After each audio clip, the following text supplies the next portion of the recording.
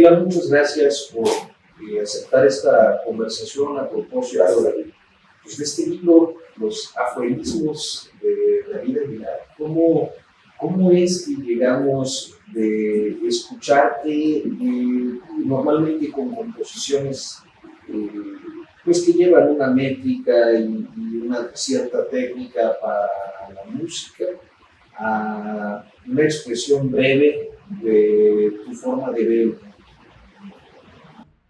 Yo entré a Twitter en el 2010 más o menos y mi primer enganche con la plataforma fue la literatura. Y como la brevedad siempre ha estado presente en esa plataforma, mis primeros acercamientos tuvieron que ver con gente que posteaba poemínimos, les decían, haikus, semidécimas, cuartetas, o simplemente chistes absurdos, pero con una inquietud literaria, de literatura breve, ¿no? Me encantó desde siempre, ¿no? Y de verdad que sin darme cuenta y muy rápido, pues me hice asiduo, o sea, empecé a escribir frase, empecé a pensar en frase, ideas de todo, cosas de verdad muy absurdas a veces, humor, eh, algunas cosas filosóficas, algunas cosas sociales, cosas íntimas, cosas que veía en los demás. Y se fueron recopilando y pasaron los años y un día se me ocurrió dar con todas las frases porque se pierden en la historia del feed, ¿no? Entonces dije, debería ir juntando las que me gustan, que me parecen más o menos simpáticas, ¿no? Hay unas muy cursis. Y las junté todas con la idea de hacer un libro. Tenía yo desde el 2017 más o menos con el plan. Y ahora, por fortuna, se acercó un editor joven y me dijo, a mí me interesa. Pues le empezamos a dar.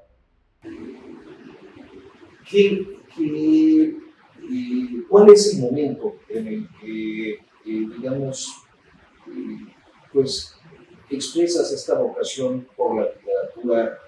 Si es distinto el momento al que tuviste por la música, ¿a partir de cuándo te sientes inmerso?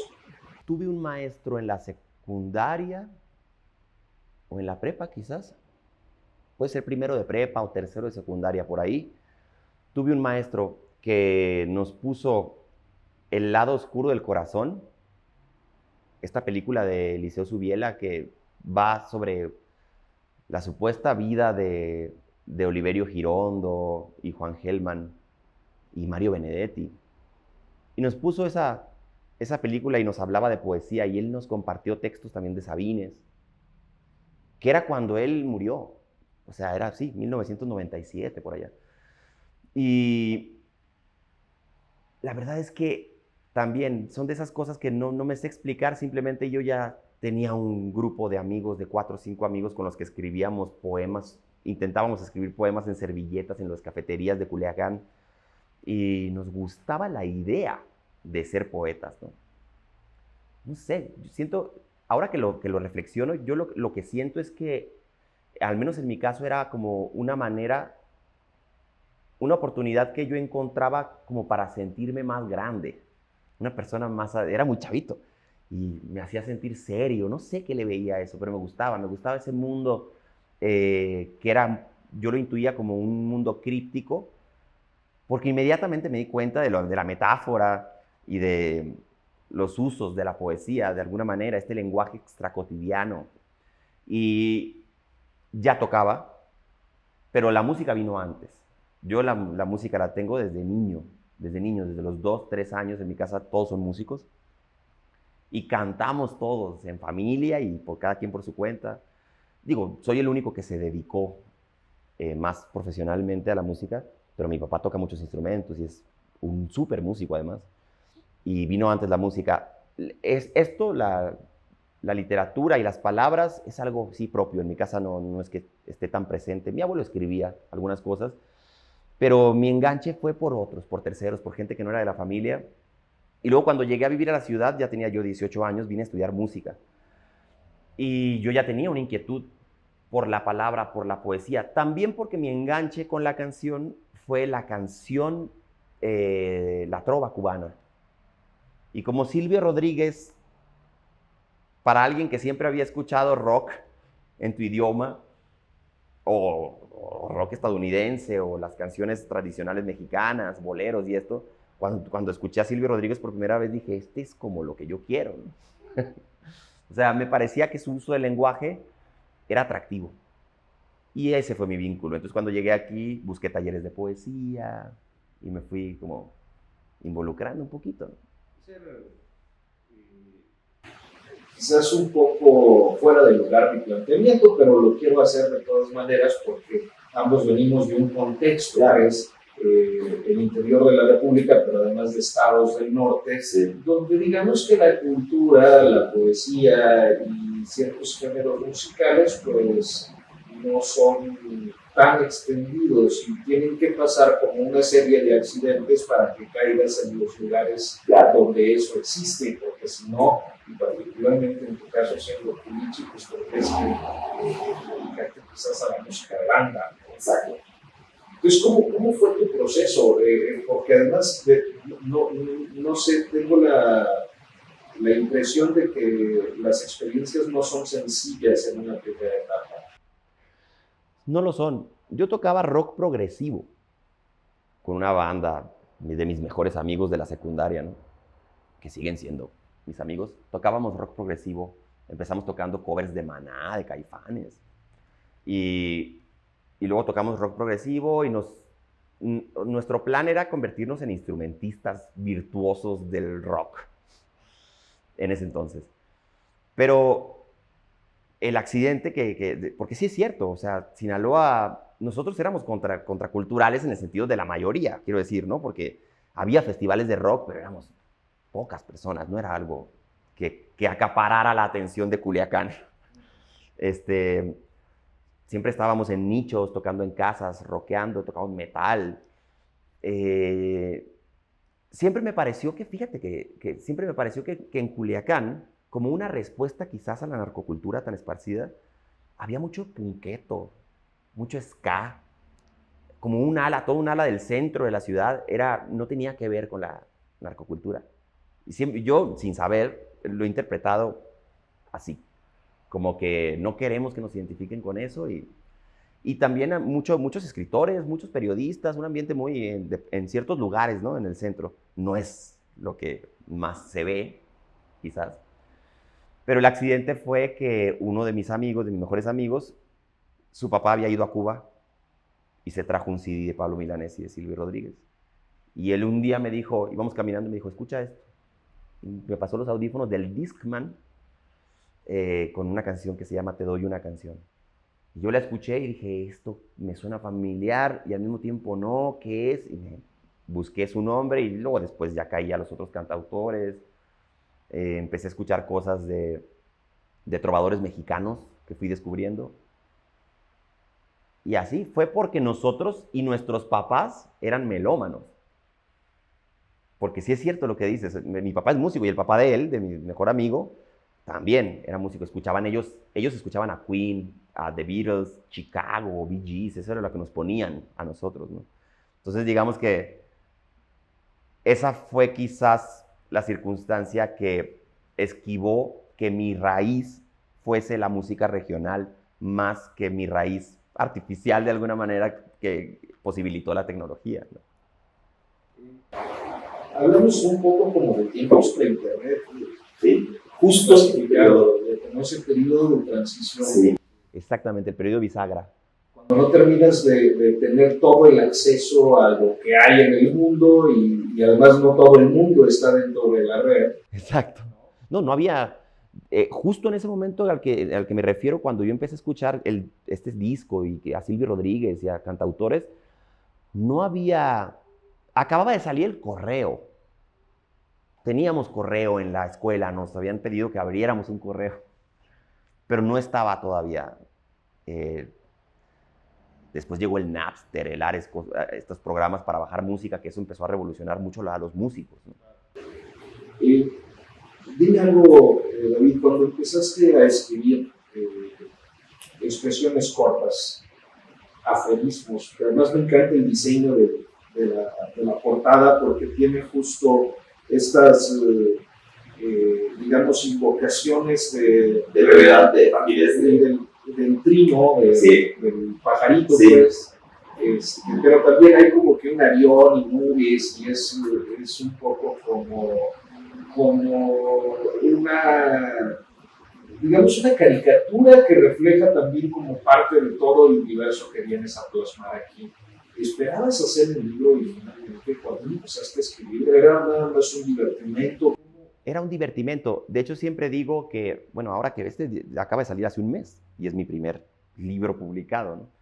Pero siempre digo que es un libro que yo no planeé tener, ni escribir. O sea, se fue escribiendo a cuentagotas sin que yo supiese que iba a terminar en eso en un libro. Más bien después se me ocurrió a mí hacer un libro con esas frases.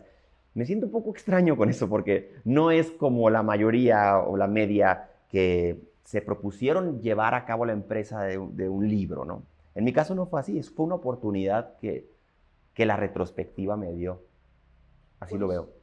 Cuando haces tu recopilación esta de la que nos hablas para construir este documento,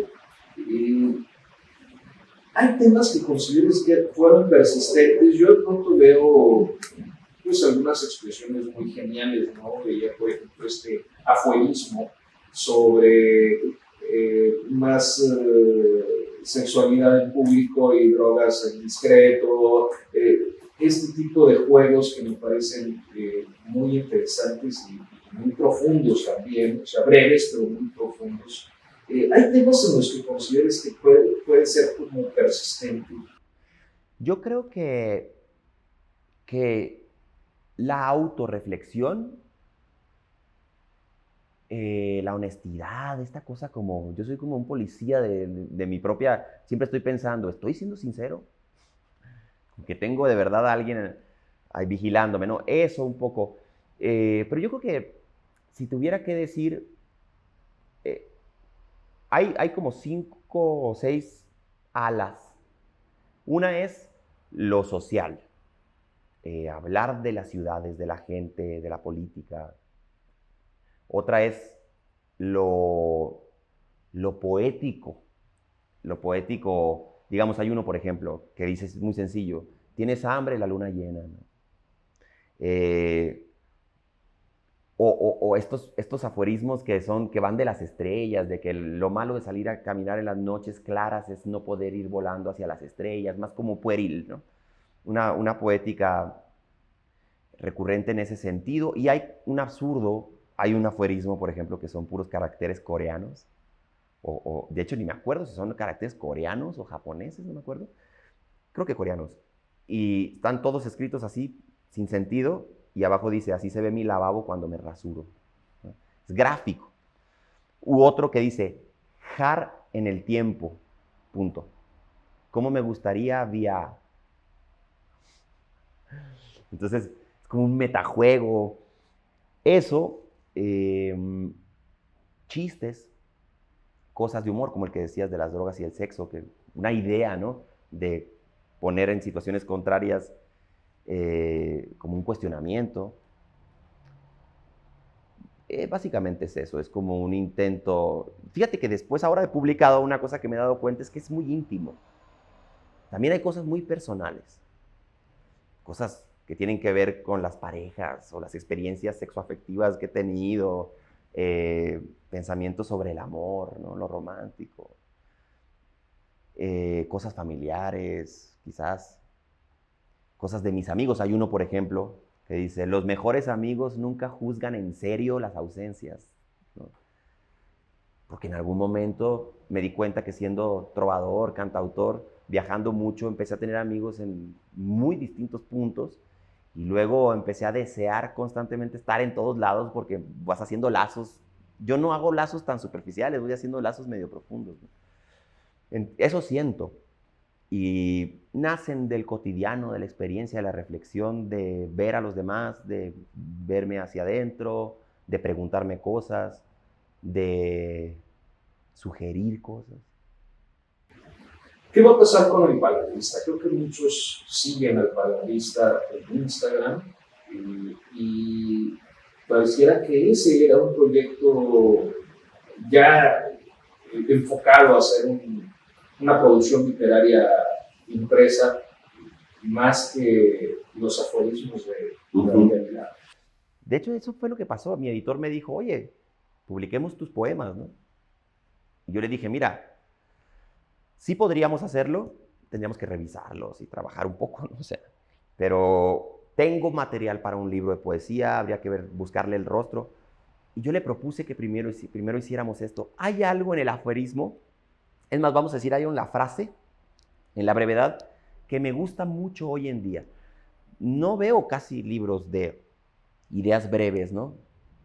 De pronto me he encontrado poetas que justo lo que hacen es poesía breve, ¿no? O sea, verso libre pero breve. Pero no lo veo mucho y me llamaba la atención, ¿por qué no? Yo estaba leyendo justo los aforismos de Cioran, de Porquia, de algunos aforismos, verdaderamente aforismos porque estos no son, yo por eso torcí la palabra, aforismos para no comprometerme mucho, porque un aforismo se supone que tiene una carga medio doctrinal, moral, ¿no? Como tradicionalmente se entiende así, ¿no? Y por eso torcí la palabra. Pero el palabarista, que es mi arroba, este proyecto de Instagram, eventualmente haré un libro de eso. Estoy trabajando. Hay un libro particularmente que estoy trabajando, no lo estoy publicando ahí, como que ahí publico un ejercicio cotidiano de más confesional, más sin borrar. No me importa mucho, simplemente descargo y tiro. Y luego me doy cuenta de que hay unas cosas, o sea, no defendería por nada del mundo mi proyecto en cuanto al nivel poético que pudiese tener. Lo ves como un diario que muestro, un diario poético que muestro, del cual pienso o pretendo que me lleve a una escritura un poquito más dirigida hacia lo que pudiese ser un libro de poemas en verso libre, que es lo que me gusta a mí. Pues David Aguilar, muchísimas gracias. ¿Dónde podemos encontrar aforismos del interior? Lo pueden encontrar en Amazon, en toda Latinoamérica y en Estados Unidos creo que también, o sea, por Amazon. Y en algunos puntos en las ciudades, no en este momento, pero se supone que va a estar también en algún momento en las librerías más grandes, al menos aquí en México, ¿no? Pero bueno, en plataformas, sin lugar a duda, editorial Olmos, y ya está a la venta. Sí, ya está a la venta. Y lo andamos presentando por el país. Pues David Aguilar, muchísimas gracias. Gracias, Arturo.